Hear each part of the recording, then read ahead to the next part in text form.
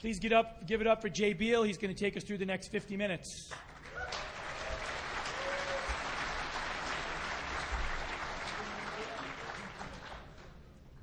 Hey everybody, I'll let you file in just a little bit while I introduced my co-presenter.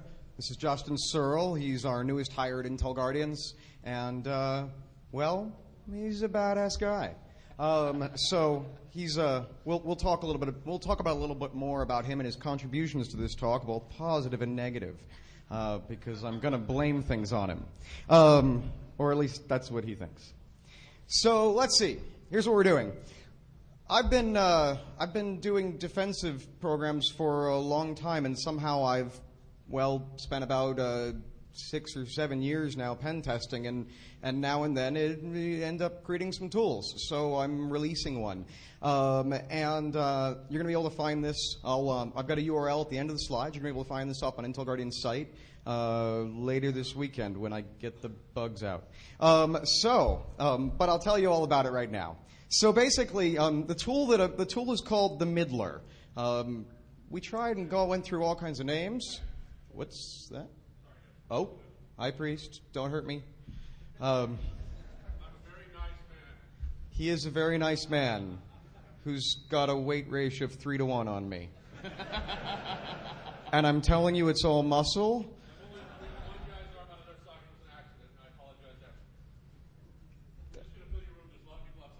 That's great. Fill it up. Okay, so I'm just gonna get a little bit of a slow start and let a couple more people in. But basically, here's what we're doing. So we're going to talk a little bit about, in general, an attack vector, shared networks, because we're all on a lot more shared networks than we ever were before, and we probably don't think about it quite as much. So we'll come on in. Okay, so for those of you watching on video, there are a lot of people in the hall, and we're finding ways to stack them around the room. And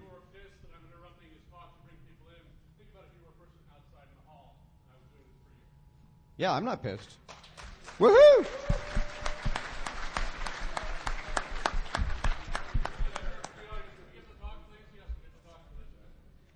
Yeah, I think the Goons actually deserve quite another round of applause here. Go Goons!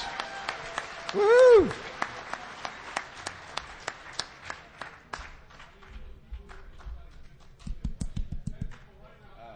Yeah, that's not good.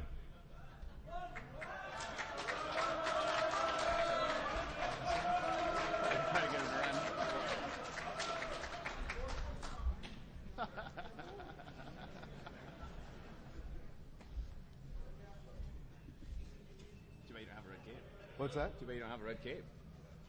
A red cape?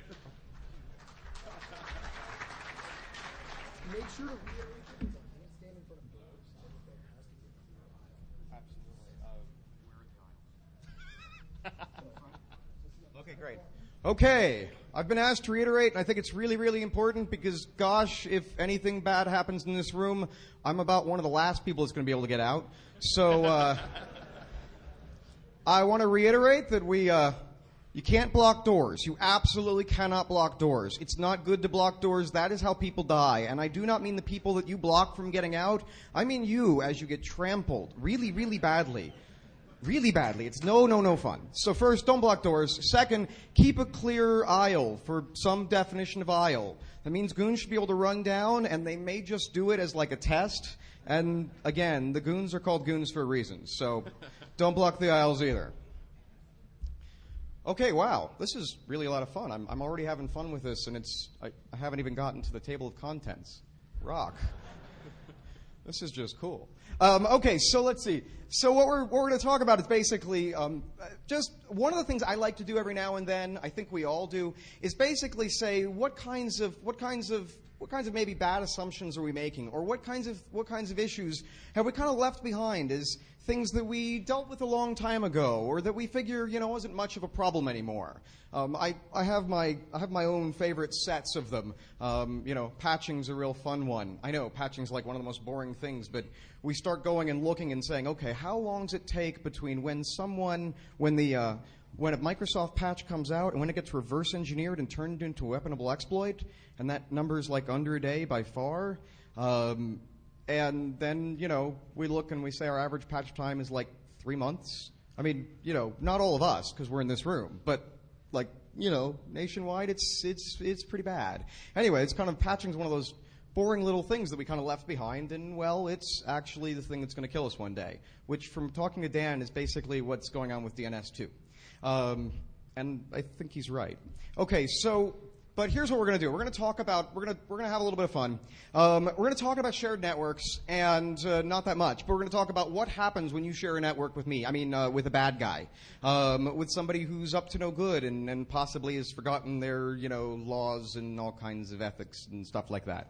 And we're going to talk about how you can use these kinds of attacks to exploit a good number of sites, including Gmail and LinkedIn and LiveJournal and honestly tons and tons and tons of sites way, way, way too easily. And we'll talk about how you can do it against sites that are actually not as vulnerable, like online banks. And we'll talk about what you can do when you're sharing a network with someone and you can start Trojan software installation and update. And that was really fun to learn about, and I'll tell you how I learned about that later on. And we're going to talk about browser exploits and how it gets a heck of a lot easier when you're not trying to get somebody halfway across the country or the planet to click on a link. Because you can make them go where you want, and we'll get to that. And then lastly, we're going to talk about what you can do to try to survive hostile networks. I think DEF CON's been rated by, at least 14 intelligence agencies as the most hostile network in the world. Okay, that's made up, but I could see it being true. Every year I bring a laptop here, and when I get home, I burn the laptop. No, I burned the hard drive. I pulled the hard drive out. It was a fresh one that went in before I got here. It didn't have any real data on it. I just installed some kind of, it used to be Linux distribution, but now it's Apple. But it's good. Apple, yay. But anyway, and I get home and I don't torch the laptop anymore because they've gotten expensive. But I torch the hard drive and and then I grind it up in little bits and then I kind of wait for a really, really, really windy day and I go out to one of the places where they used to test airplanes, not like normal airplanes with jet engines and stuff. I mean like the Wright brothers kind of thing. And I try to throw up the hard drive bits into the wind. Okay, well, I'm getting way, way, way off topic. But this is DEF CON, so we get to do, because you're gotta assume that we're going to have a whole lot of fun, and that's what we're here to do, and wow, this is a blast every single year. So let's see. Deal is basically HTTP, or let's call it non-encrypted web traffic, whatever you want to call it, non-encrypted HTTP, and shared networks you share with, anybody bad, or anybody who might want to be bad, or anybody who might spend a little bit of time being bad, and otherwise is a perfectly reasonable DEF CON speaker. You go to all these shared networks. And we don't really think about how many times we share a network. We all got, it's really been fun watching the security industry and, watching our community because, we had to fight so darn hard to get companies and people to use firewalls. And we're not done yet because I tell you, one of the most fun things to do is to actually put an outbound firewall on your machine and find out about all the things that used to go out without you knowing about it. I put this little thing called Little Snitch on my laptop for a little while, and I started watching all the stuff that was talking to everywhere, and I started realizing there were a ton of people who are still, at home. They're not behind any kind of an ad box. They're not behind really anything of a firewall or much of a firewall, and I know this because, my machine's going and doing Skype to them, and I'm looking at it and saying, oh my gosh. But anyway, assuming that we've all got these great firewalls and so on, we think we're pretty safe, and it's nice. We've gotten a lot safer. But then we get on these wireless networks with people, and Dave Maynard and Johnny Cash taught us a couple of years ago that even having our wireless card on might be dangerous. Okay, if we don't join the network, I don't have anything that lead. I wish I did, but I don't. But on the other hand, what I do have is just, if we go and start looking at actually everything that leaks out of your laptop, it's pretty amazing. I'm not going to go after everything that leaks out of your laptop. I'm pretty amazed at how much I see when I sniff a network. Of course, legally, it's always one I'm trying to protect. That's why I'm sniffing it. It's the only reason I'd ever sniff a network or glue or anything. No. DEF CON speakers do not sniff glue. They apparently, I think, have a lot harder stuff. So anyway, So yeah, I mean, and if you think about it, you might be like, well, no, I never use any shared networks. And honestly, I live in Seattle now. This is like the place where like coffee houses are huge. Everyone's in the coffee houses. They're all on the Wi-Fi, and it's all free. And there's free Wi-Fi everywhere. We've got the Seattle wireless community. It's just huge. And you find it everywhere. You're constantly going on wireless networks in hotels. Not in this one, not on my life. But you know, you're going on wireless networks in hotels. You're going on wireless networks. You know, if you go to a non-security conference, you might turn your laptop on. You know, you might turn the wireless card on your laptop on and you know, join on. You might even be paying for it. Heck, you could be paying for the wireless networks, and they're still not really any safer. You're sharing it with a whole bunch of people who may or may not be bad. Or who may or may not have had bad people install bad things on their laptop, even though they're good. So, you know, we go to coffee shops, we go to bookstores. You know, actually, there's been a series of great talks. One was Simple Nomad talking about going on an airplane and starting to just, you know, finding people with their wireless card on, and he would go and set up a little network with them and, you know, start seeing what he could see. I'm sure that he didn't do that. It's all fictional stories. But yeah, it's kind of, you know, the deal is, especially with wireless, we're all on shared networks with lots of bad people all the time, and it's really kind of nice to think about. Well, maybe it's not, but I think it's nice. I think it's nice to think about what people can do and what people are doing. And you open yourselves up to a heck of a lot of attack. You also open yourself up to a whole lot of monitoring. I don't know anybody who does this, or if I did know them, I wouldn't have known their name or anything like that. But I've heard there are lots of people who will go on wireless networks and just simply set up a sniffer of some sort and just start watching passwords go by.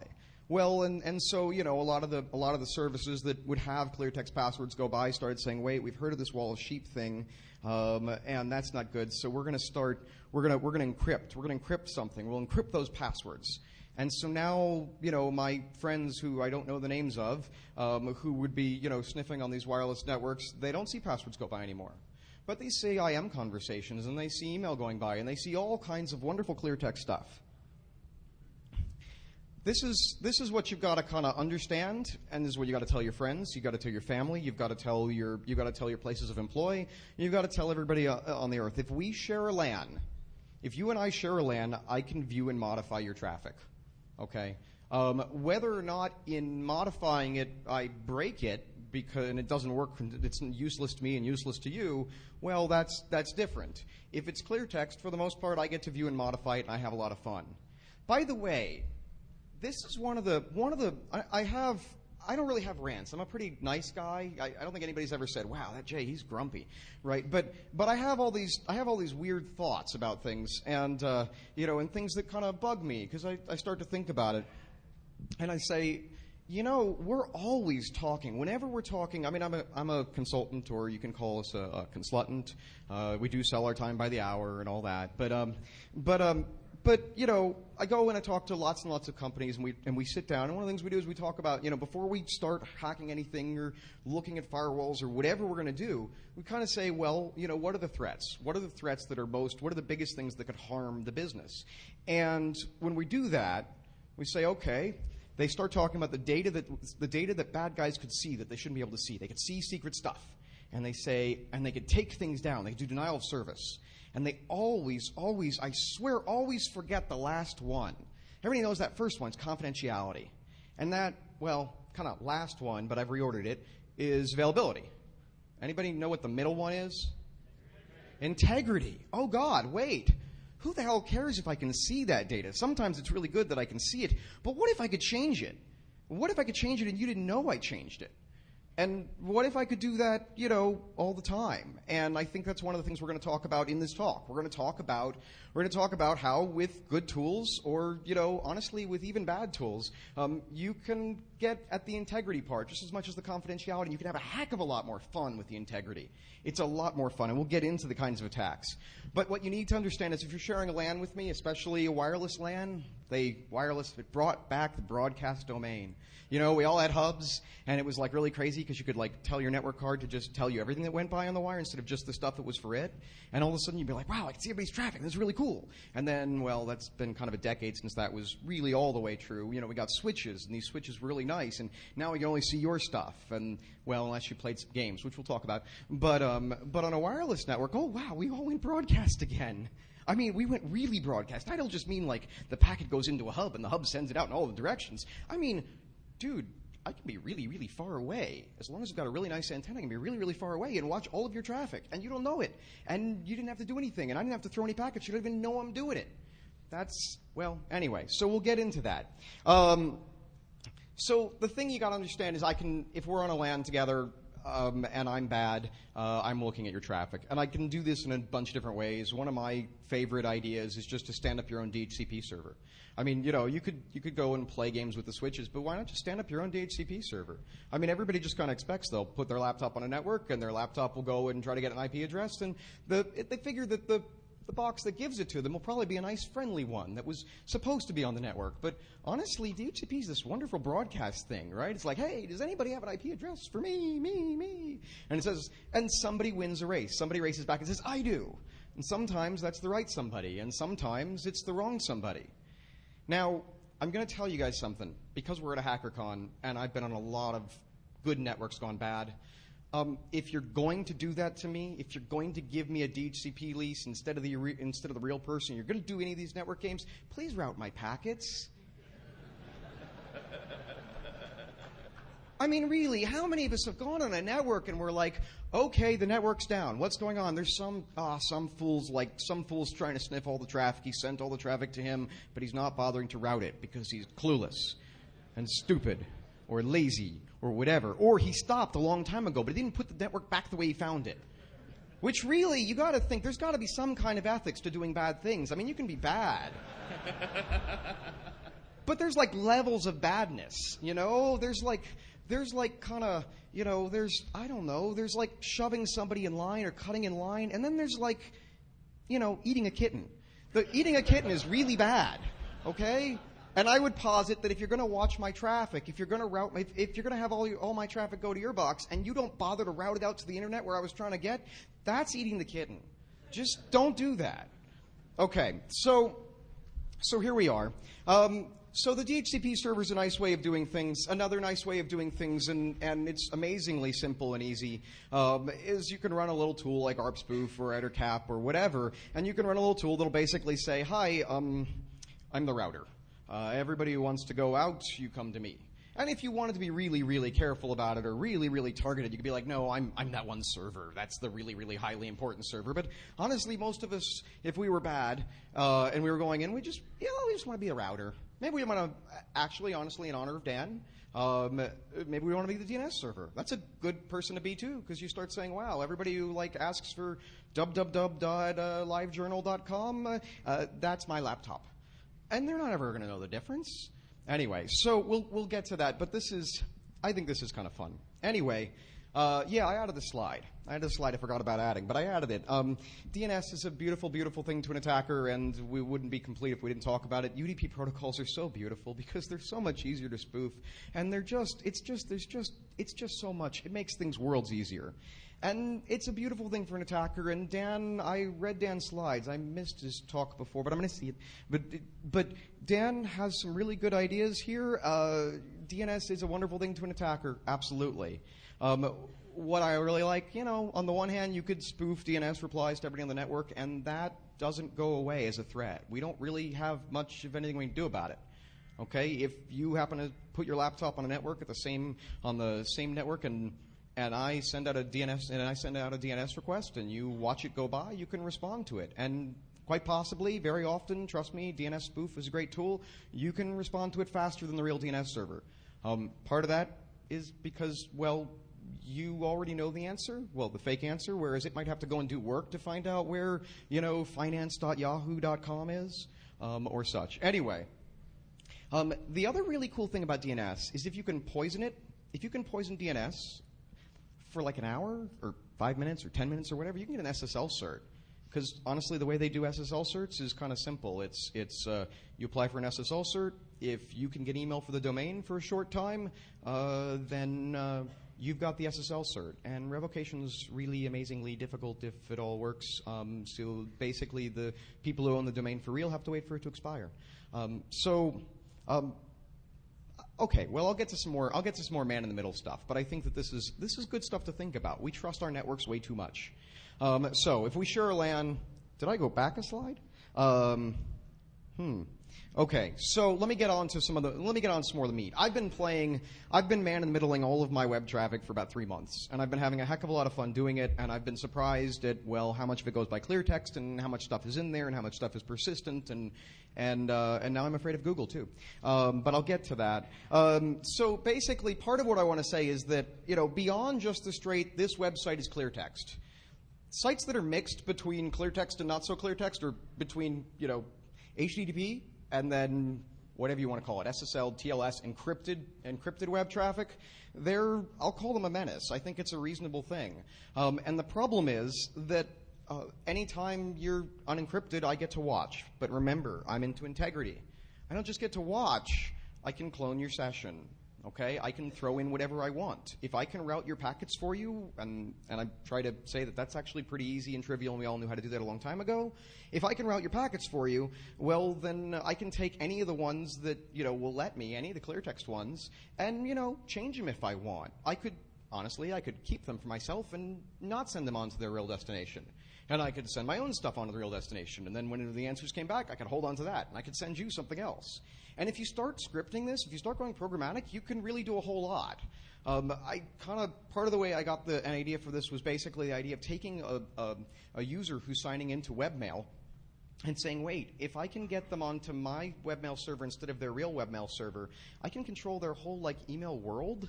I know that sounds really overblown, but really I can sit there and say, okay, well, I don't want them to see this email that came in. So I'm just going to make sure that in the view that they're getting of the data, they never see that email. Maybe they never see any email from this person. Maybe this is, maybe I'm, I don't know. Let me think of something bad. I don't know. We're both trying to date the same girl, maybe. And this guy's never going to get an email from her anymore.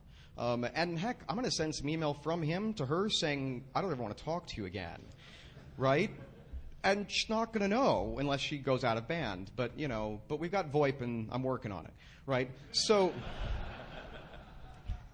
So anyway, we've got this. So it's really, it's really freaking crazy because you could put someone in their own little email matrix, and they don't know they're in the matrix. They think that they're just going to their mail site as per normal, and it's not that hard. And I wrote a tool to do this kind of stuff. So anyway, this is actually one of the things that got me thinking about this was basically we do a lot of web app hacking. I do a lot of web app hacking, and it's really, really fun, and it's great stuff. But constantly we talk to companies, and we say, your users are logging in, and you're encrypting their password, and then after that, you're leaving the whole session unencrypted. And they say, well, we protected the password. You can't get the password. And I say the problem is that if I share a network with them, not to be repetitious, but if I share a network with them, I can see everything they send, but more than that, I can impersonate them. And I can impersonate them for, well, about as long as I can manage to keep a clone session. So it's really kind of, with most applications, I can be in the application, they can be in the application, we can both be in at the same time, we're both the same user, and they may not ever know I'm there. They may not ever know what I'm up to. If I'm just grabbing data, they'll never really know. If I'm modifying data, it could be subtle. So anyway, this is I take LinkedIn as an example, but I only take LinkedIn as an example because it was just one of the ones I was thinking about. It's one of the sites that we all, that I think a lot of people in this room use. But LinkedIn is this great site. You can, like many people, just go to www.linkedin.com. And you'll have an unencrypted session. And then when you go to do your password, it'll be encrypted. And then when you're done, you'll go unencrypted. And you could say, no, I'm not going to be like that. I'm going to make sure that I'm not going to Jay's version of LinkedIn. I'm going to make sure that I'm going to the right one. So you'll type https://www.linkedin.com, right? And that'll actually give you some assurance that you're actually getting to the real LinkedIn, not to me instead, and then I'm going to forward things on. Okay, that's good. The difficulty is that you'll go to that encrypted site, you'll log in, great, and then LinkedIn will take you back to clear text. And you may say, well, but I can keep typing HTTPS, and the problem is they keep giving you pages back that have, well, clear text links all over them, so you're just stuck. And that's just how the site operates, and it's really, really no fun. So that's our red link. That's where you go. So if you change the URL, clicking on any link basically just gets you back to not so SSL, not so encrypted. Anyway, there are people out there that have made modifications to browsers. They've gone and gotten plugins. They've do like me and surf through a defensive proxy. And basically they make it so that all of their stuff is going, whenever the site will permit it, is going encrypted every single time. So they just keep making encrypted, and a lot of applications will let you do that, but not all of them. But anyway, the nice thing for me as an attacker, it's really a lot nicer to be an attacker. I'm telling you. It's like way better to be on the attack side of this one. Okay? As an attacker, all I've got to do is wait for one request to go by, and I get to clone session, and maybe I get to inject some things. I might inject some JavaScript or inject some redirects. So, you know, let's kind of start thinking about what I can do. So, one of the first things I do is basically I'm going to get your machine to go to my machine. Maybe it's going to my machine because it thinks it's the router. Maybe it's going to my machine because it thinks it's the DNS server or the real web server or what have you. But I'll do that in general. I'll do it through ARP spoofing. I might do it through DNS spoofing, and I might do it through DHCP spoofing. And none of that's really all that hard. I mean, there are nice command line tools for everything but the DHCP spoofing. And the DHCP spoofing, well, you can use KP or HPing or whatever, or you can just stand up your own DHCP server that has the same settings as the real one, because they're kind of public. You can figure out which IPs are taken, and go and assign the rest. You could be really friendly. I don't know if you guys have seen this, but have thought about this. But this is really kind of the way that DHCP thing works. If I can beat the DHCP server and give you an answer before the real one does, well, everything's going to work just fine as long as the real DHCP server doesn't give out your address. So if I kind of watch what addresses it's giving out and give you and say, okay, well, it's not going to get to this last 20 for a while, so I'll give out those. It's kind of like this guy, this happened to my wife like a week ago. It's kind of like the guy that stands out in the parking lot, and the parking attendant in that lot, if there is an attendant, doesn't really wear a jacket or uniform, and he just goes up to, people are parking their cars and says, hey, it's $5, and, writes them a receipt and then walks away from the lot, and you get a ticket, and you're like, what the heck? This is, yet another way where you're not really quite sure who you're talking to. Somebody got friendly. They said you can have that spot. No problem. Okay. So what kinds of things can you do? I can start injecting I can inject anything into your traffic. If it's clear text, I get to inject anything I want. It's fun. It's really good. I can inject it in both directions. So I can inject JavaScript into clear text traffic. I can go and take your session keys. So, like HTTP is this really, web is this really, really crazy little protocol that kind of was invented as file transfer for the most part, right? It was kind of glorified file transfer. Pretty fast glorified file transfer, but glorified file transfer with this nice hyperlinking stuff. And then we've gone and basically made everything web. Everything, and we'll talk about that. But we've made everything web, and so that's really nice. But the thing is, as glorified file transfer, it doesn't have any state. So we bolted on this weird thing called cookies and said, okay, as the server, I'm gonna go and I'm gonna tell your browser, hey, every time you talk to me, I want you to remind me that you're user number 45, because otherwise I'm not going to know that you're user number 45, that you're user J. So I'm going to remember Jay logged in, he gave me his password, and in exchange for his password, I gave him this session ID, I gave him this cookie, I gave him this thing, I gave him a number, I gave him 45, like at a deli counter. And I said, okay, every time you talk to me, remind me that you're number 45 so I can remember that you're Jay, so I don't have to ask you for your password every single time. Okay, cool. So we've got these session cookies, but if anybody watches that number go by, very much like the deli counter or the whatever, or the pharmacy or what have you, they can kind of come up and say, hi, I'm number 45. And they say, oh, good, I'm so glad to see you, number 45. Here's your prescription. Right, it kind of works very much the same way with web apps. So if I've got your session keys, if I can see them once, well, then that means I can start up my own parallel session. And some web apps are really nice and actually say, wait, there's two of you. And I'll knock one of you off. And I'll probably win the race, but you'll probably notice me. So I guess that's better than if, we're both there and you never noticed me, but it's still not great. So there's other things I can do. I can intercept your logout requests. So you go and say logout, and I'm like, wait, if you log out, this session hijacking thing or this session cloning thing doesn't work so well. So I'm not going to let you log out. You try to log out. If I'm proxying all your traffic, if all your traffic's routing through me, then I'll just say logouts. No, I'm not permitting those. And if I know the application I'm dealing with ahead of time, instead of just, this is one of the things with existing tools, right? If I know the application ahead of time and I know this is the logout link, well, I could just make sure that anytime you send anything that matches this given regular expression, regex, then I'm not going to let it go by. But I'll let everything else you do go by, just not that one. Okay, so what else can I do? I can replace, and this is his idea. It is, I think. At least I think I had it, but then I forgot it. But that's like so many ideas we've all had, because I'm pretty sure every idea I've ever had, somebody else has had before, and not just one, like 15,000. So anyway, I can go through and I can replace HTTPS links with HTTP links. And this is something really, really cool. This is something that we're actually doing in the Middler. This is part of the reason the Middler is, well, not entirely working right now, because we added some functionality at the very last minute. But on the other hand, it's cool functionality. It's better. So now, well, I'll go into it. I've got a slide on it that talks about exactly how it works. So the Middler basically does this. The Middler has two kinds of modes. One is an interactive mode, and that interactive mode is somewhat similar to existing tools, except that it actually is there to make it kind of brain dead easy for you to clone other people's sessions. Instead of having to be a web app hacker, instead of having to be or a web app programmer, or somebody really can follow this. And it takes a while. It really does take a little while with some of these apps to go and profile them and say, okay, well, these are the cookies I need, and these are the requests that I need, and so on. If we've spent some time, and we've spent some time with different apps, and said, okay, this is what's log in, this is what's log out, these are the session cookies I need, these are the things, and what we're doing is basically doing something non-interactive. But I've gotten ahead of myself. We've got this interactive thing, and basically what you can do is if one person is surfing through the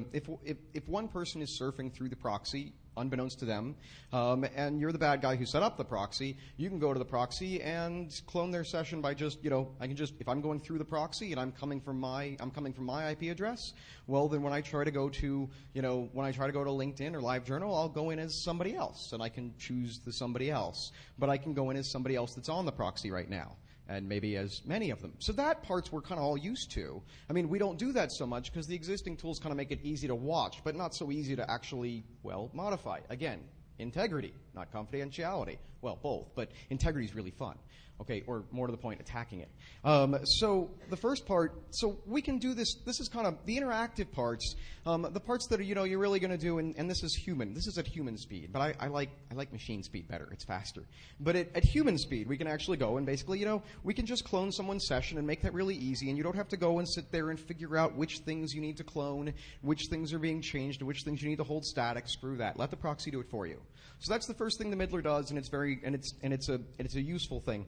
We can also just start saying, you know what? As long as you're going to be able to clone someone's session, as long as you're going to be able to proxy their session and look at every single bit that comes through and change whatever you want, we can actually start going through and injecting JavaScript and other links into the page. You can put whatever links you want, but I like JavaScript because it means you can send somebody to links they didn't want to go to. You could put in pictures, as we've all seen with some really disgusting pictures.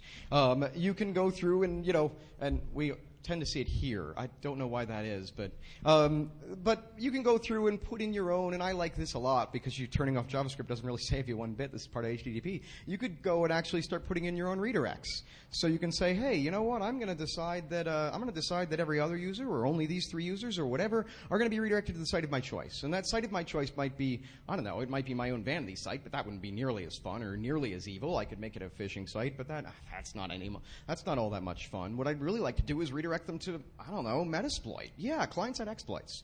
So that would be fun. Or I could redirect them over to, anybody heard of Beef, the browser exploitation framework?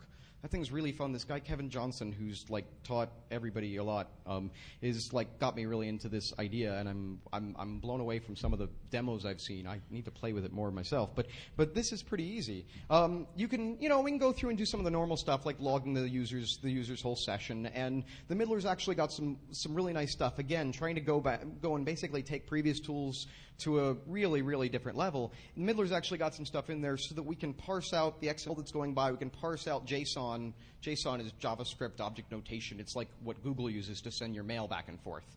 So if you can parse it, it's a whole lot easier to read somebody else's mail or throw some in there or delete some or whatever.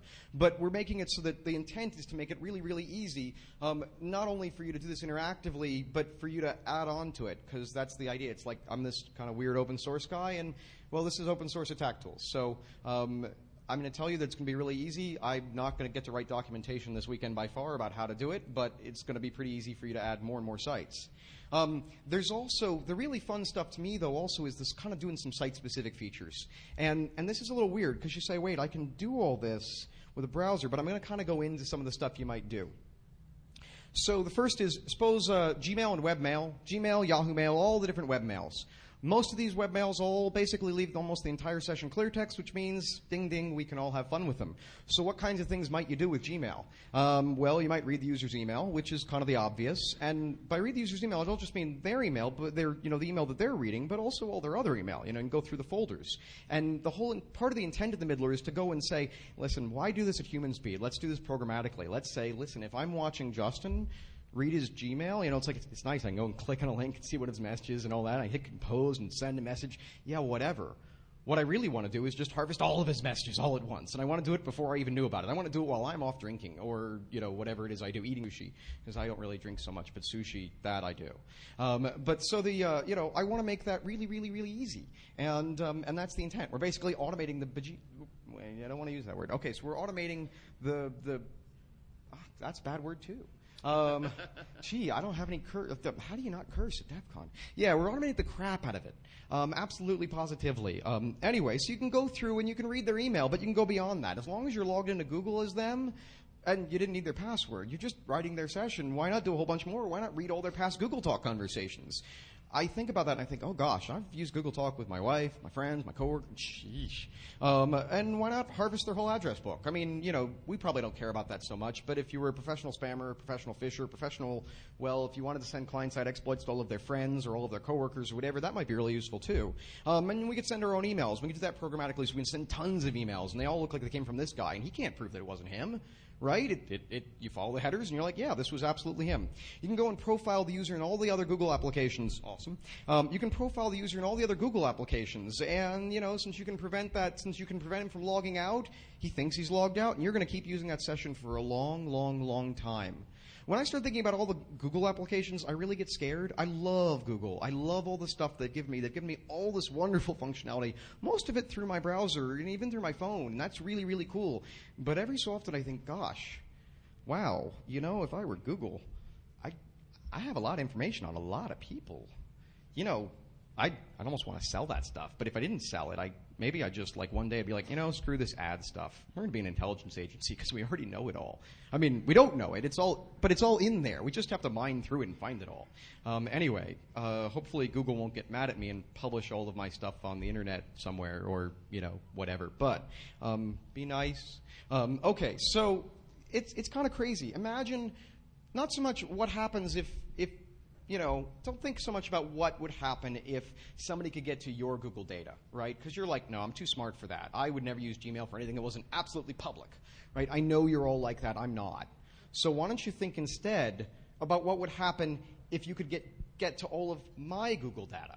What would happen if you could get to those docs and those spreadsheets and, my email and my chat conversations and my bookmarks and my browsing history? I mean, Google will show you your own, so as long as you're cloning somebody's session, why not look at theirs? I mean, mine, I guess. So please be nice when you're looking at all of it and, keep it to yourself. It'll be just between you and me and you and you and you and you. Okay. But this is bad. You shouldn't do it, so please don't go and do this stuff to me. Please. Please. Pretty please. So other sites. I think LiveJournal is a really fun one to think about, too. This is one of the reasons I targeted it as one of the first sites to do this within the tool. And LiveJournal really shows you the power of doing this programmatically. LiveJournal is a blogging site, but to call LiveJournal another blogging site is kind of really underestimating what it does. People think of LiveJournal as a private thing. I don't know. Who in here has actually got a LiveJournal? I know we're all kind of getting older, so it's... Oh, more of you do than that. I read some of yours. Okay, so this LiveJournal thing can get really popular, especially among young adults. But basically, LiveJournal is this blogging site where people kind of expect that a lot of their blog posts will be private. They mark their blog posts as just for me. It's like your own little journal site, your own little diary. But they also mark their posts as just for me and my friends. My friends can know this, but nobody else can because this is really embarrassing. I don't want everyone to know about how drunk I got last weekend or whatever it was.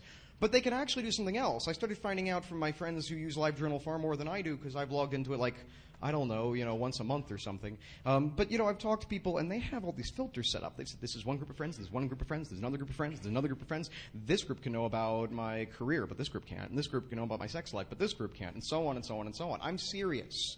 I could, yeah. So anyway, But they have this expectation of privacy, and yet it's also clear text, which means you could programmatically with a proxy, if you could get them to serve through the proxy, which just means you have to be on a wireless network with them, which, is that ever going to happen with somebody who blogs? People got to blog from everywhere, right? So, you can go through and read their private and their friends-only journal entries, but you can do more than that. You could go and make them all public if you wanted to.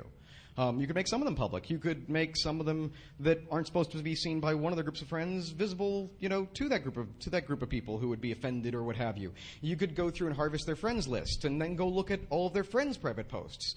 And if you did this programmatically, which is what we do in the Middler, you'd get a lot of it really fast, and it would be kind of fun.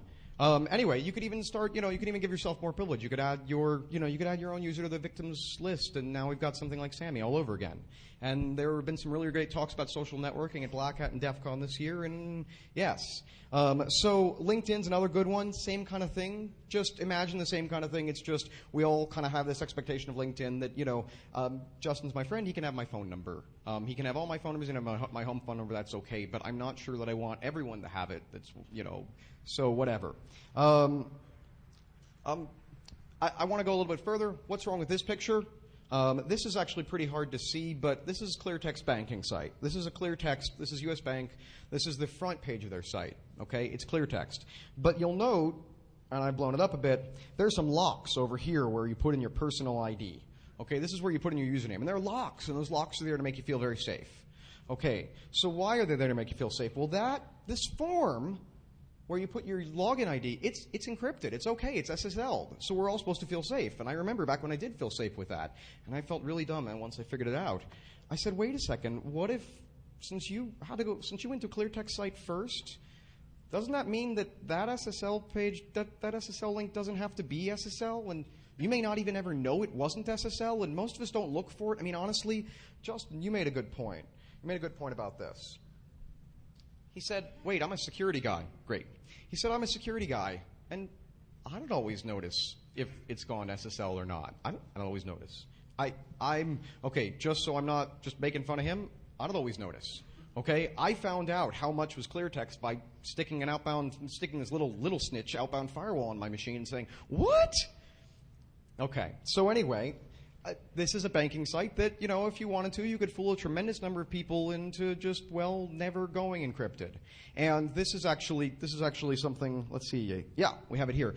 This is what the Middler does, and this is one of Justin's big contributions. So yeah, you should speak to it because I keep talking. Yeah, not a problem. So originally, Jay had this nice, beautiful, beautiful program. Nice little thing. I came up and it's Python. It's beautiful. And he asked me to go ahead and if I could help him out. Try to finish up some of the nice functionality for the nice demo for everybody here at DEF CON. And I said, sure, why not? Good friend that I am. Get out my nice little ice pick and start reverse engineering some programs, trying to get some nice little point and click stuff in there for everybody. And we started this nice little conversation. It's like, hey, Jay, your concept right now is we have these secure websites, and your tool only works if the first page is unsecure, if it's unencrypted. And your solution to try to gain some additional information is we're just going to head and try to inject some JavaScript, do some other tricks that everybody's really heard. And that was kind of the backbone of the tool. And honestly, part of it was I was just going to wait. I was like, wait, they're going to go through the encrypted part, and then there'll be clear text again. But Justin said we didn't have to wait. But wait a minute. We're already man-in-the-middling them. We have control of their connections. All their traffic's floating through us. What if, when they go to that clear text password or clear text first page, we never let them get to HTTPS? In the middle, we go ahead and we rewrite all the hrefs inside the page so that they don't have the S. And that was where I said to Justin, wait there's a problem. I've been on lots of apps where you try to go clear text and it says no, this part of the application is only available encrypted. So we allow the proxy to go ahead and stay encrypted. And we basically create a proxy that strips out SSL for the client. And then it kind of keeps track. Well, right now in a kind of stupid sin cookie kind of way, but it kind of keeps track of all the things that it changed from SSL to not so SSL. All these links that used to be SSL that aren't SSL anymore. It's like, wait, I know that whenever the user surfs to one of those, when they come through me, I got to go and make sure that I change them around again, make them SSL again. So we've got this kind of little kludge, but we kind of like it. It works, which is we just take the URL that was SSL'd and we throw a little cookie in.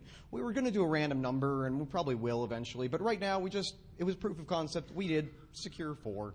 And so we said to the proxy, says, okay, if the user is trying to surf to something through me, and I see this, and I see secure for, I know that means I'm supposed to go and pull the secure for out and make sure that I do that session encrypted. User never needs to do that. We're going to keep things just as they are, hunky dory, and it works really well. And honestly, I'm going to tell you, I love my family, but they're not IT people, and none of them will ever know the difference, which is really sad because I'm really working on it, but I'm just not that good a teacher. Okay. So yeah, the only problem we really have left is most of us are actually typing the URLs by hand. A lot of the secure websites that we're actually going to, most of us go ahead and just type the domain, and it pops right up and it redirects us over to the HTTPS. But occasionally we have bookmarks that go directly to HTTPS. Or occasionally we'll actually type in the HTTPS. So the solution for that is we either simply wait for them to go ahead and have the application drop them back out or move over to another website. Or if you really want, you can go ahead and give them a self-signed certificate and broadcast to the world, say, hey, I'm right here, but we all know that how many people actually pay attention to that little thing. Absolutely. But so we have multiple different options there. But given enough time, that person will eventually drop out of SSL mode, eventually find something to click on that is back in SSL mode, and we'll prevent him from ever going back in. Okay, now we're running low on time, so I've skipped a couple slides, but I want to get out of just the application, out of the web application space. There's something else I realized, and that was I have a whole lot of software that updates, that self-updates, a tremendous amount of software on this laptop right here that's self-updating all the time. And the first time I thought about it, I was like, wow, if anybody were to sniff the wire, they could find out like what versions of software I'm running. They'd figure out which ones were vulnerable, and they could even send me client-side exploits specifically targeted to the vulnerable software that I have. And since they're watching me try to update, and they know that update's going to take like 20 minutes to download, they can do it while I'm still downloading the update. How about a race condition there? Right? So that's really, really fun. And we've been kind of watching this. We started looking more and more at this, and there've actually been, I started looking at this and I said, wait, my iPhone's got this, okay, so any Apple people in the crowd? Could you guys like plug your ears? So I might have jailbroken my iPhone, and it's possible, or it might have happened to me while I wasn't looking, because I went to, actually, I probably surfed to a vulnerable, I probably surfed to a website that was supposed to be all nice, but it had an image file that was, bad.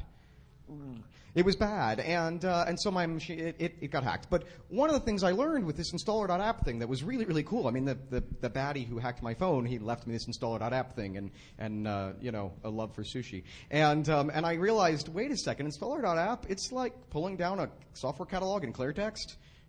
That's really cool. I can man in the middle of that. Now I can put whatever software I want on the iPhone. Well, I mean, I already could, but I'm a baddie, so now I can change the software that's going on. Because if you can do the catalog, if you can man in the middle catalog, then you can actually choose where all the software comes from. And there's some college students, one of them got doing this dissertation on it, who basically figured out that he could do this to a whole bunch of open source distributions, and what else? Yeah, we can do it. So we're doing it for software installation. We're doing it for software updates. Start watching your software updates. You'll be really, really scared. The other thing is you could exploit vulnerable browsers, and if you want to exploit vulnerable browsers, it's really, really nice if you man in the middle people, because they think they're going to CNN, and they think they're going to their own. They think they're going to their own bank site, and wow. I didn't do that. Did they kill them both? Oh, here you go, Jay. You won't get.